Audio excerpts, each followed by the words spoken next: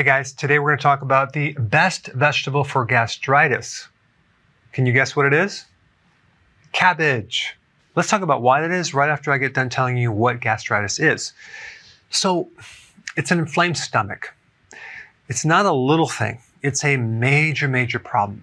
For your stomach to become inflamed, it takes years. Sometimes it could take less than that, but usually it's a chronic problem after taking aspirin for many, many years for some other problem, or you took steroids, or your diet has been really bad, or you've been taking antacids chronically that left you with now an inflamed stomach. You may or may not have an ulcer, but the lining of the stomach is inflamed and it's very sensitive. So if you were to dump a lot of acid into your stomach, it may cause a lot of pain. The main symptom for gastritis is upper central abdominal pain. You have pain right here. It could be gnawing, dull, burning, and I used to have this in college. Of course, I chronically was under massive stress, very little sleep, lot of sugar and refined carbs and junk food, not to mention a ton of coffee. And you're probably also going to have bloating. Now, there's some other triggers for gastritis.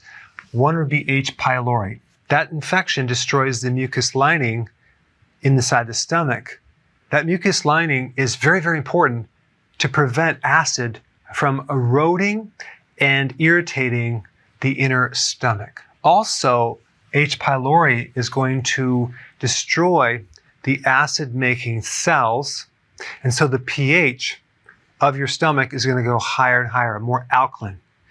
And that's going to make it really hard to digest protein and kill microbes. So you're going to be very susceptible to having other infections, getting food poisoning, for example. Let's say you had some chicken that wasn't thoroughly cooked, and then you get this bacteria.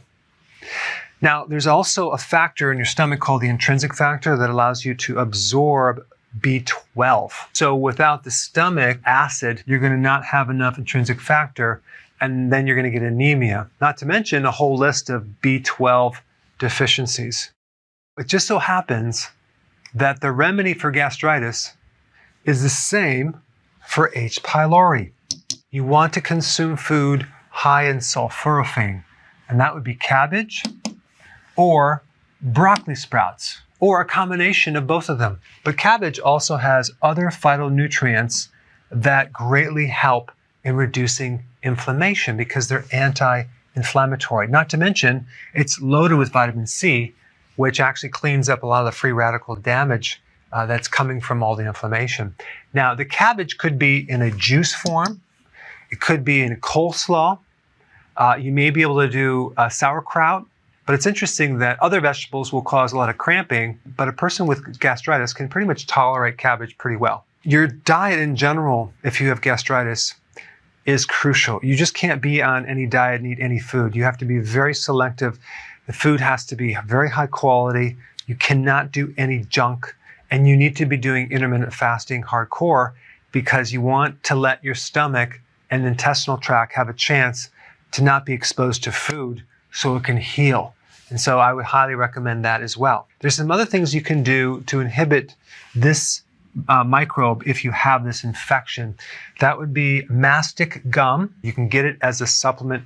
It works pretty well. Now, normally in your body, most people have this microbe and it doesn't create any problems. It only comes out of remission and becomes a problem if the environment is very unhealthy.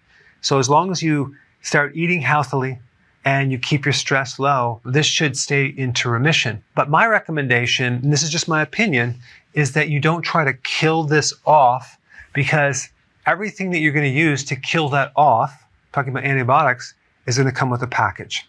It's going to create side effects. And then you may become antibiotic resistant, and now you have a whole other series of problems that you have to deal with. All we want to do is put this microbe in remission so it doesn't bother you. And check with your doctor before taking any of these recommendations. This is just my opinion. So that being said, there's some other things to do. One is a probiotic.